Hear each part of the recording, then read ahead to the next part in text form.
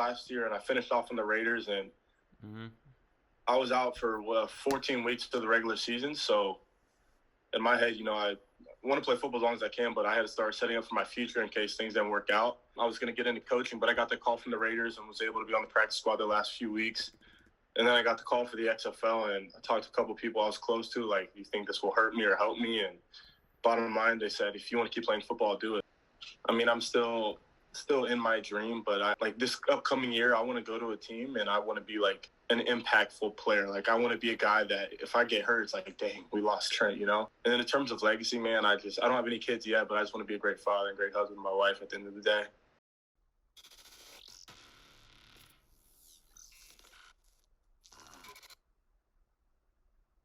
What's going on, guys? Welcome to the Call The Huddle podcast. Today's episode is with Trent Harris, a linebacker who spent 5 seasons in the NFL, winning a Super Bowl with the Patriots during his rookie year, before recently joining the XFL in February and leading the league in sacks. Trent is looking to join another NFL team this offseason and was invited to Broncos Rookie camp to prove himself once again. I hope you guys enjoy the interview, and as always, thank you for watching. So let me just jump into this with Trent. So the first question that I got for you, I know like one of the things about defense is like that stands out to me is how broad everything, like how many different positions there are. And like obviously you've played defense for a long time, played linebacker. I know you rush the passer and do everything. I just want to hear your thoughts. Who's the greatest defenders of all time? Give me your NFL guy and then maybe college football if anything stands out to you. I'll sound biased because I went to Miami, but my favorite people to watch growing up were Ray Lewis and Ed Reed. Right. I know neither of them played my exact position, but just the tenacity they played with, and a lot that goes underrated about them is how smart they were with the film watching.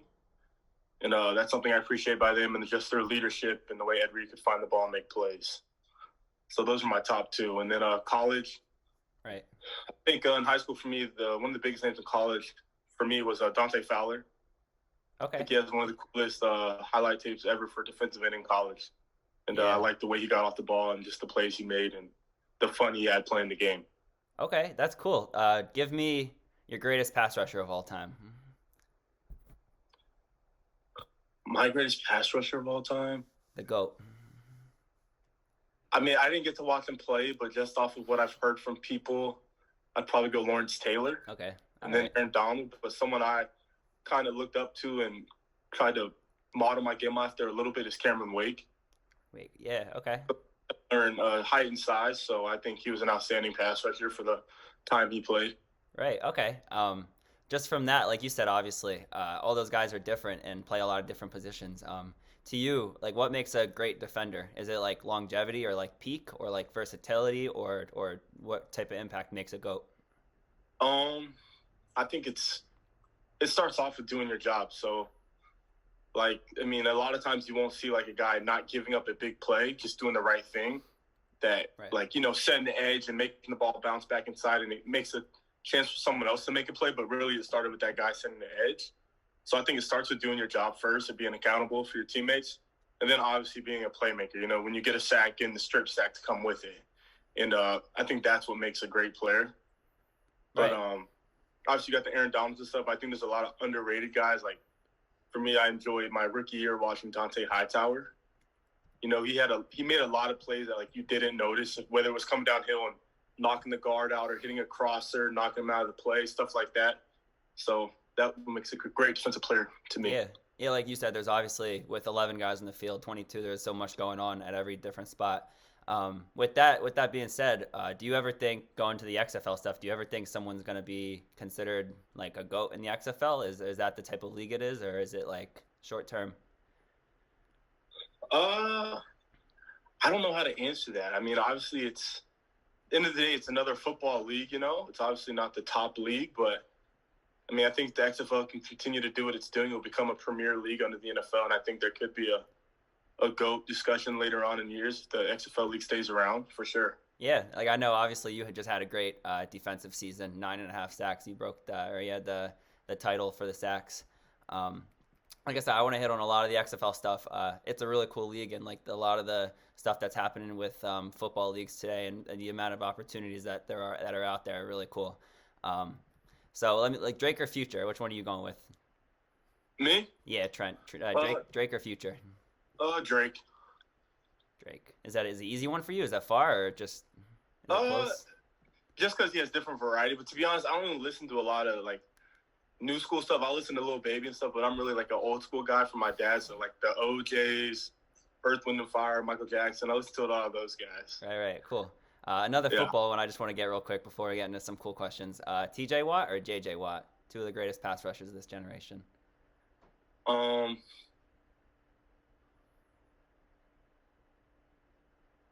I think for now I'll have to go JJ Watt. Okay. So I see JJ Watt a couple more years just because of the impact outside of pass rushing that JJ Watt had. You know, he had a lot of double teams, and another thing was his pass deflections. He pass deflected the ball a lot from the line of scrimmage, and that's just as big as a sack or a turnover in some situations. Right. Yeah, they both do that really well. That's like a skill Yeah. for like D linemen like you, as you said. Uh, It's definitely so. yeah. So I want to go back into this season that you just had. Like I said, 9.5 sacks this past year with the Roughnecks. Just tell me, like, how are you feeling after the playoffs and the experience as a whole, and what was it like for you? Um, it was a lot different than what I expected. You know, I didn't know what to expect coming into the league. I thought it would just kind of be a bunch of guys trying to get their stats up, you know, and make names for themselves. But playing under Wade Phillips, it was really just a team thing, you know, like any other football league, like you're trying to win games. So that was real enjoyable to be around. We had a lot of good players and a lot of good coaches, honestly, that I learned a lot from. And,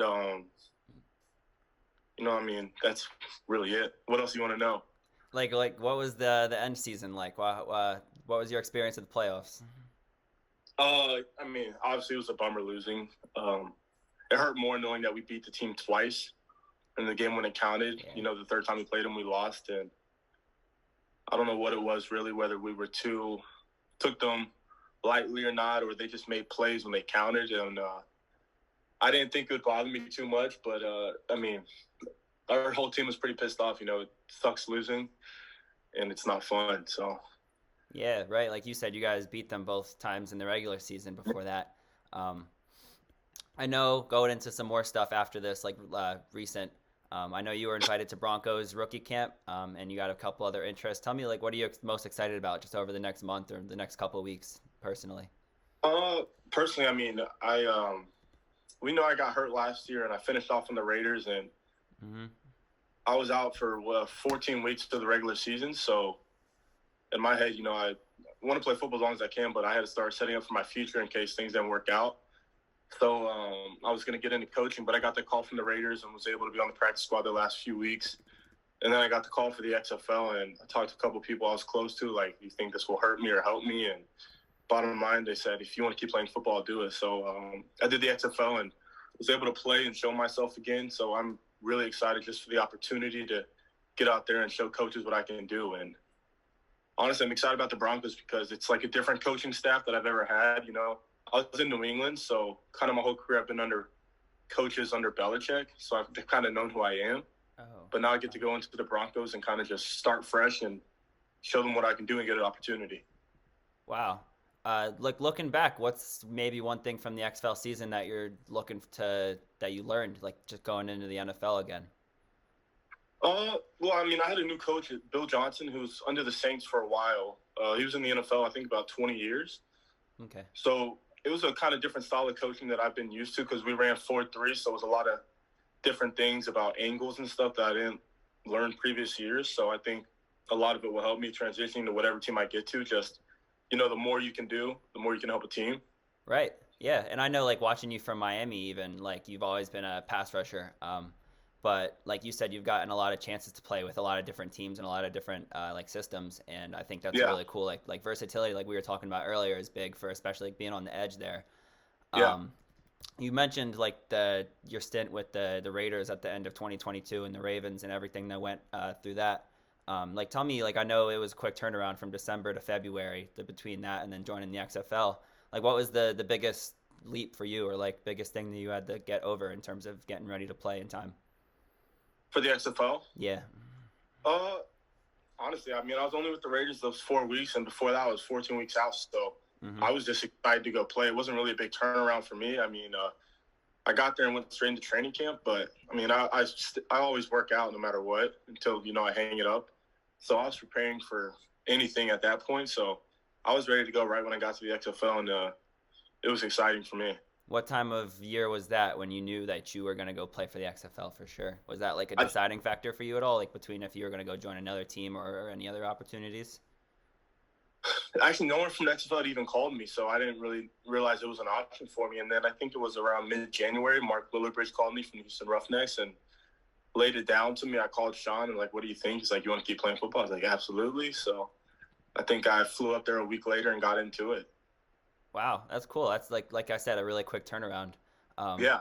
Going into some more of the XFL, like I actually love the league and I like a lot of the progressive stuff that they're doing and changing football, like for safety and everything. It's a cool developmental process. But tell me, like rules. Was there anything that stood out to you that's new in terms of the XFL, or like practices, or like the rules that you like, or is there anything that stands out to you that was different? Practices were pretty standard, similar to the NFL practices. A lot of the rules were the same, but I think the most interesting one for me is the extra points because, like, it's not a playoff at all because they can go for 1, for 2, or for 3, and those points matter a lot. Yeah. So I think it's cool that, like, when the team scores a touchdown, like, you can't pout and, pout about what happened. You got to lock in and get ready for the next point because it's an important play, no matter for 1, for 2, or for 3.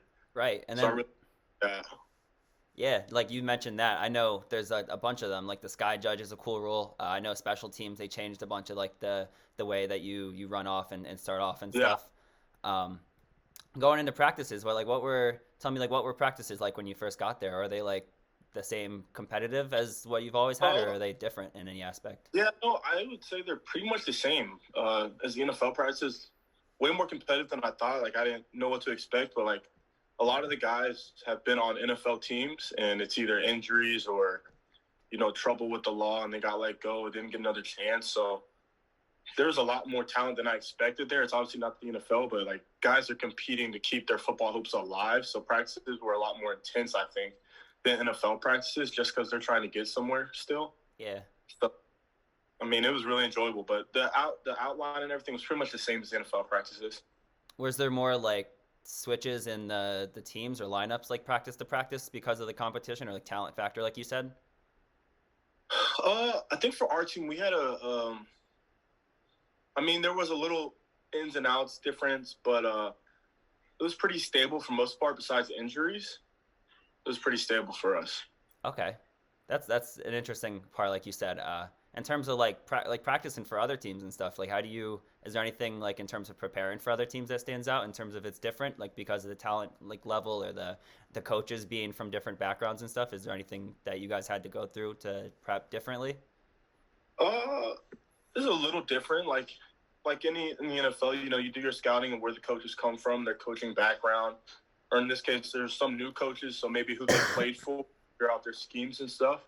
But we would watch film just like in the NFL, morning, after practice, go over the practices, and I think it helped us a lot. Okay. Did you guys have to watch, like, college film on guys, or was it all, like, recent stuff? No, it was all recent. I don't think we watched any college film. Yeah. It was all either recent film or maybe training camp or preseason games that guys played in, Interesting. Okay, I gotcha. Yeah, no, that's really cool. Like, I think the whole integration of all the players and stuff, like you said, the talent gap is a lot closer than ever before, I think, in terms of like football. Absolutely. Tell me, like, in terms of getting there new with the team, you said like it was mid-January to February was really the turnaround for you. What was it like in terms of meeting guys and getting in there and bonding with the group specifically, and your first impressions? It was good, man. It's like anything else, once you get there, you're a team. It was a little rocky the first couple of days because you're a new body, and they actually brought me in to play inside linebacker the first couple of days. So I was doing that for a little bit, and I have no problem playing inside linebacker. I think it would help me in my career, just learning, the different coverages still, being on the edge. That would help me out a lot. So that was different at first, but then I was like, can I go rush pass for a little bit on one-on-ones? And they saw me do one-on-ones. They're like, yeah, we'll keep you outside backer. But the bond was great, man. Because, it's a different than the NFL. Just, we're all in one hotel together for 4 months straight. So you bond like no other. And I made a lot of close friends in that league. How quickly was that? Like, how quickly into the season did you guys start to catch your stride? Because I think you guys won the first two games, or did you lose the first two games? Oh, we went 4-0. Yeah. Okay. Yeah. Right. So how quickly did that like catch like steam in terms of you realizing what the team was going to be? I know I got there a little late after training camp, but I think a week into when I got there, like the team started clicking. It was real competitive, and guys were cheering on the sideline for the offense to score, and obviously we want to stop them. And I think that was our biggest thing. Like the defensive wise, we didn't want our offense to get anything on us because we thought we were one of the best defenses, and we know if they could score on us, it would help them a lot. So we tried to prevent them the best we could to make them a better offense. So I think that helped us out a lot. Right, and that goes back to like the competition thing, like you said, like all the different, like how's as many guys that there are, especially on defense. Like I always mentioned the versatility, and then with like Coach Phillips, like you were saying, I'm sure there's a lot of like rotating and fun stuff. Yeah. I mean, on the defensive line wise, I think we had maybe 10 or 11 of us, and we pretty much split reps evenly all 10 games. Yeah, like so. I know you did that at Miami your senior year. Was that like what's been your process in terms of growing as a pass rusher throughout like your entire life? It's really just learning from different coaches and different players, honestly, and learning how to read the offensive lineman sets. You got to attack each offensive lineman differently. Like they have better ways of doing something than others do. So I think watching the film on linemen has helped me a lot. And the older I get, the more I learn from that, and I think that's helped me the most. Okay, yeah. Like I want to go into, like I said, a lot of the transitions. I know you've been on 5 different NFL teams, like you were saying, and then Miami, and then the Houston Roughnecks, obviously. Like transitioning, like city to city. Like what was the biggest step for you, or biggest like change in your life? Well, I think it's been harder since my rookie year. I've been with my wife since high school. We got married after my second year in the league, so I think the hardest thing for me is leaving her when OTAs or training camp, because I can't fly her out right away because nothing's guaranteed I make the team. So the hardest part is being away from her and my 2 dogs. Those time and being away from them is tough. But like I said, you're in a football locker room where you bond with a lot of the guys. So I've made some good friends. Playing golf a lot on the off days. Okay, like what else do you learn about yourself then? Like, do you like in terms of going city to city, or like being on that, like meeting that many different people? Have you learned anything about yourself specifically?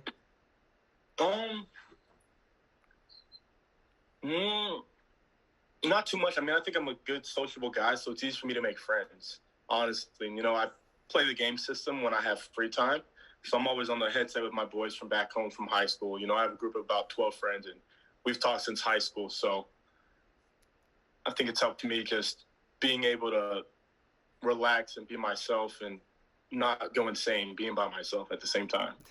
Right. I gotcha. Xbox or PlayStation, Trent? I was Xbox for a while, but when the PS5 came out, I switched over.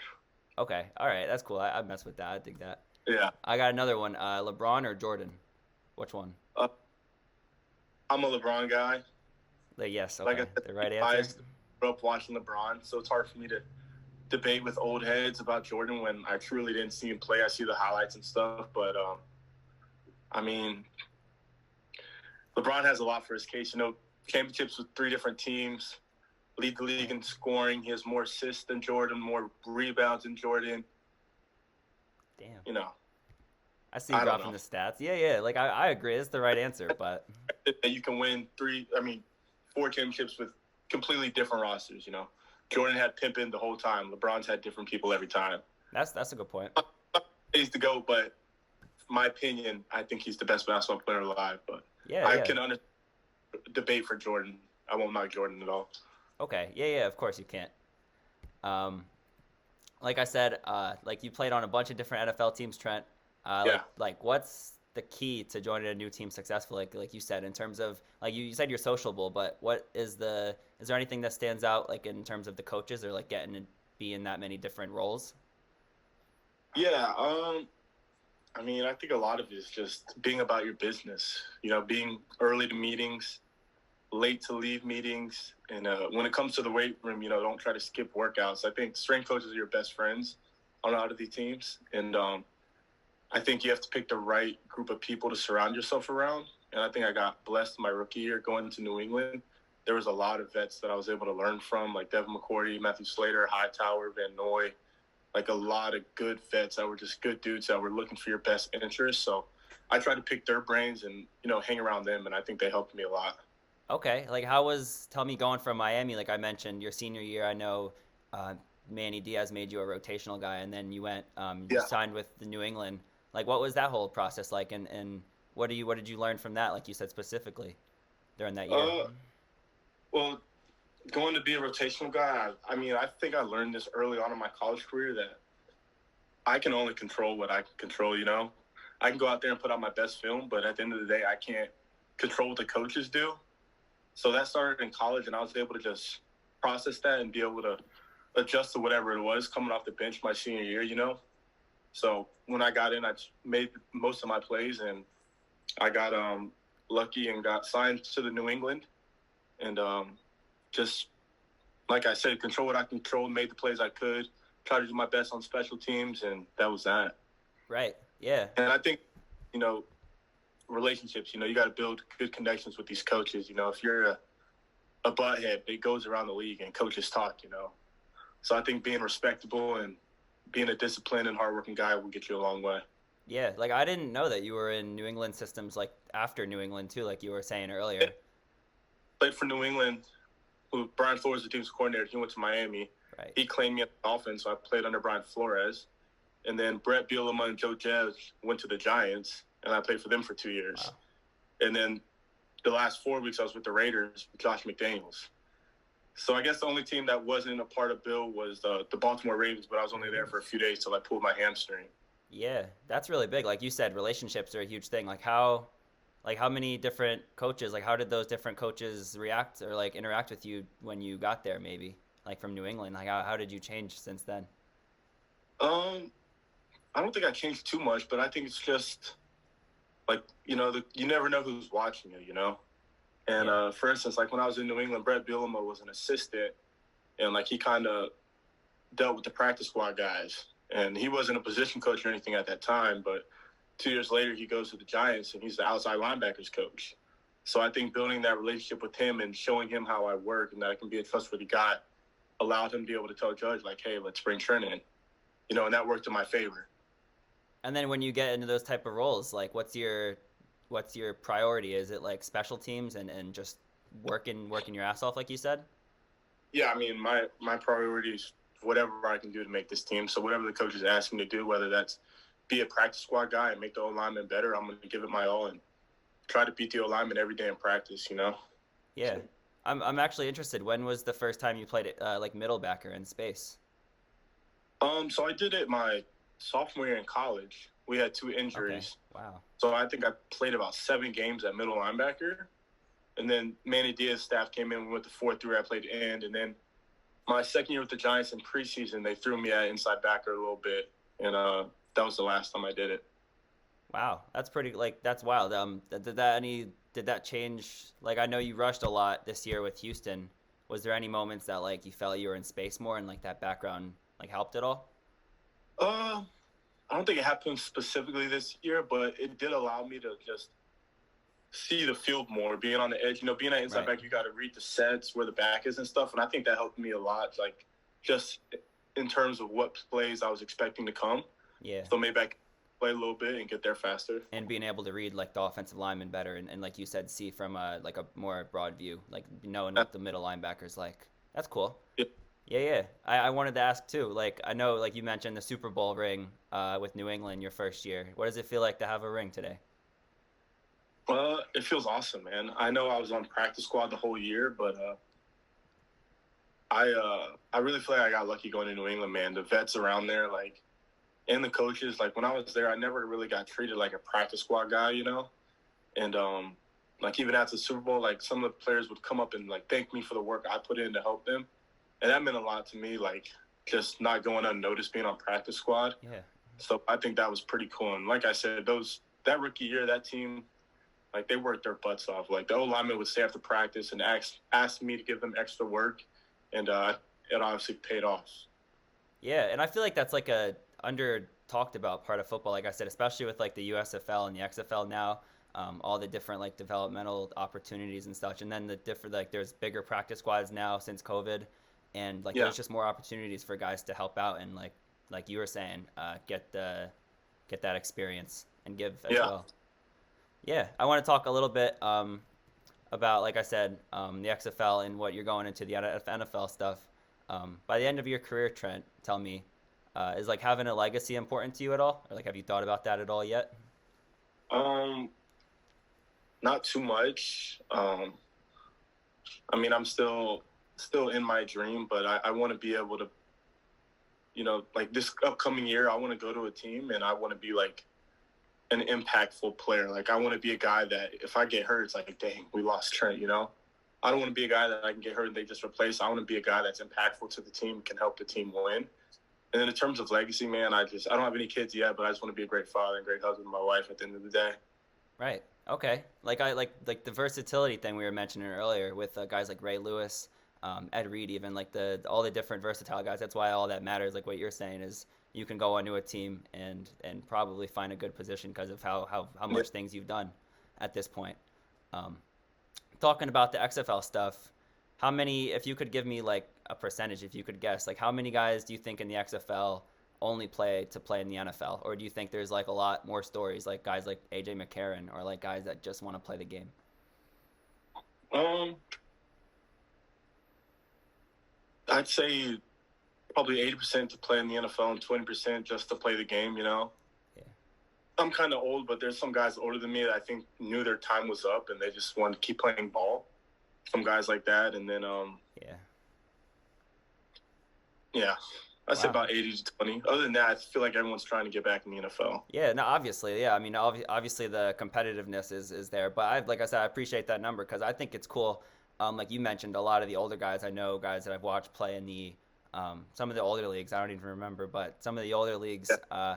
like guys that are in their 30s and stuff, and then there's guys coming out of college and stuff that need the opportunity. So, like you've said before, the talent gap is really really interesting, and I feel like adds a Yeah. lot to like the whole space in general, and even for like fans watching it.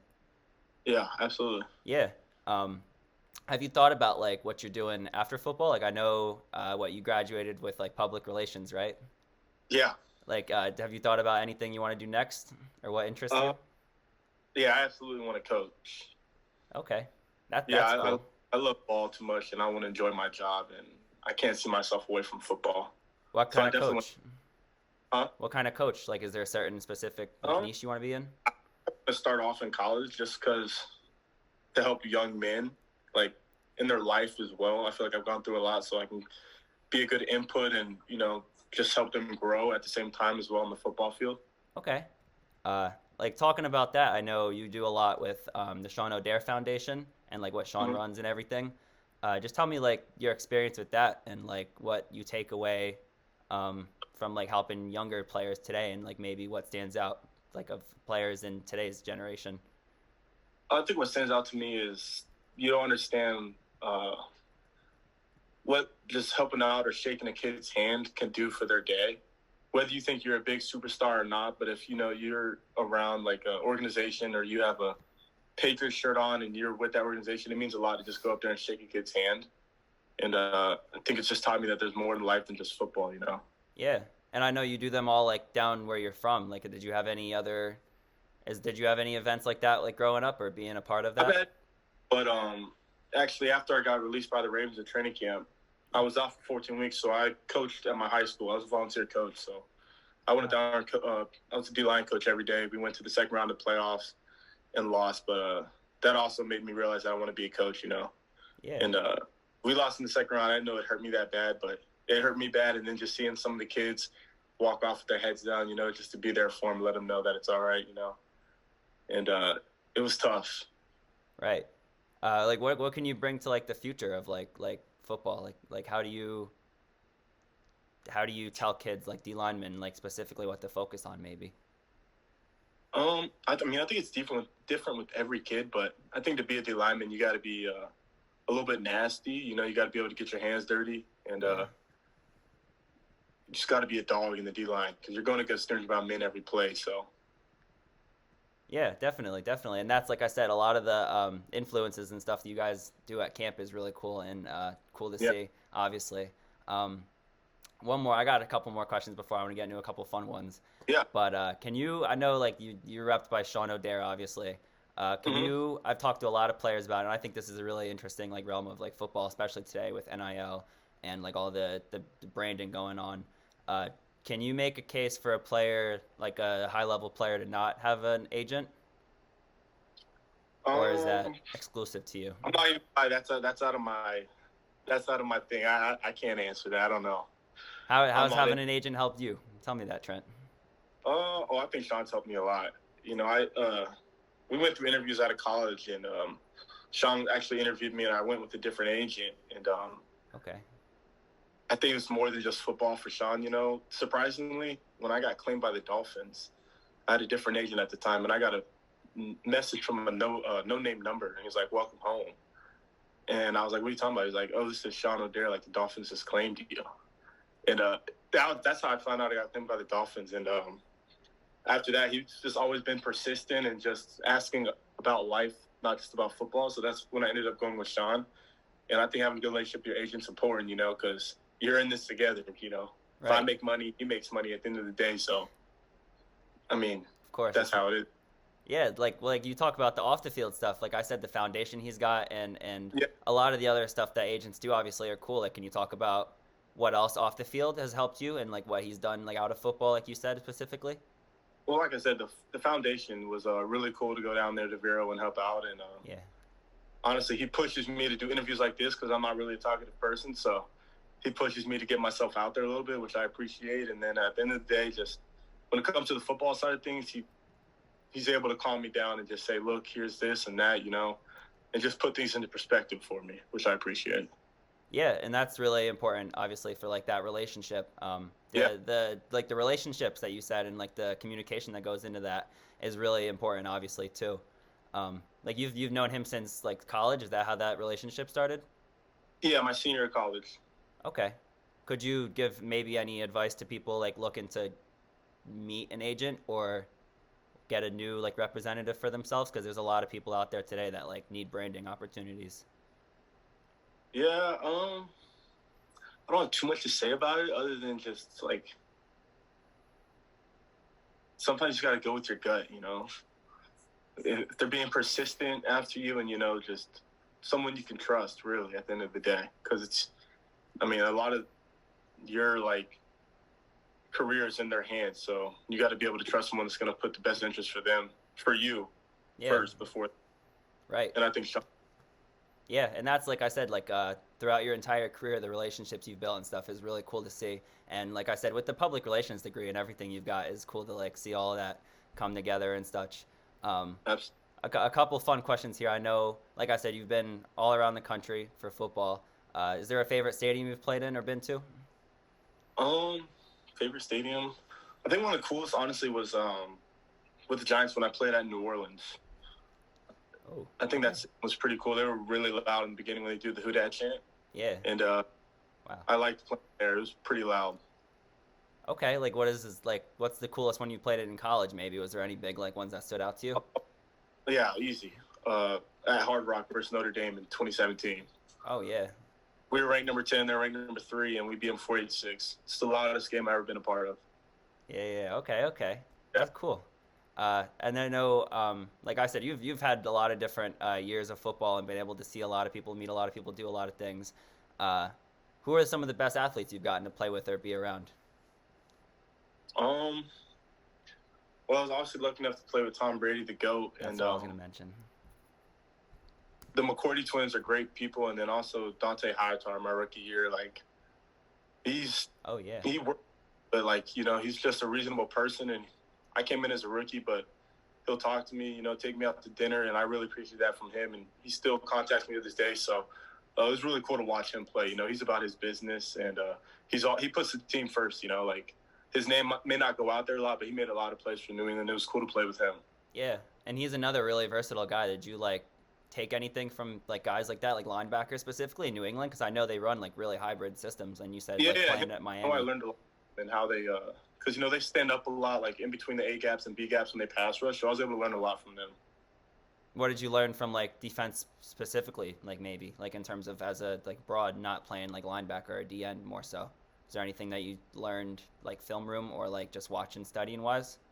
Um, I think the biggest thing I learned, it may sound simple, but, to be a great defense, you got to do your job. Everyone has to do your job. So I think going out there and not trying to make the plays, but doing your job, and the plays will come to you. Gotcha. Yeah. You mentioned playing with Tom Brady. I know you got a sack on him too, right? When he was in Tampa? Yeah. How did that feel?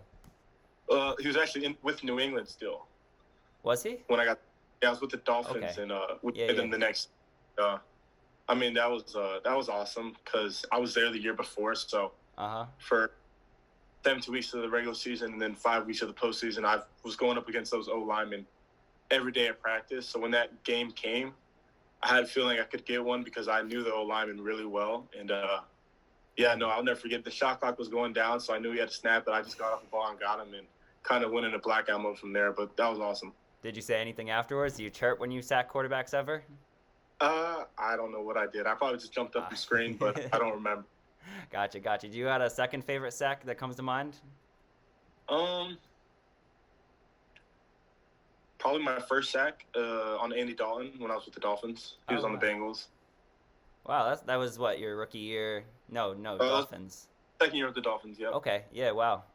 And then, like I said, you've been on 5 different teams, and then Houston was a big city this past year. But you guys were in Houston, you guys were Houston the whole time, or how did that happen? All the XFL teams stay in Arlington. Arlington, yeah. All teams stay in Arlington, then you travel the day before your game. Yeah, but you guys had a separate facility, right, or no? So we shared a facility with one of the teams, but pretty much one has a separate facility, I believe. Yeah. Okay. What was your favorite sports city? I know New York, Miami, Baltimore, like you said, and then the other couple. New York was cool, but I'd probably have to go with Boston.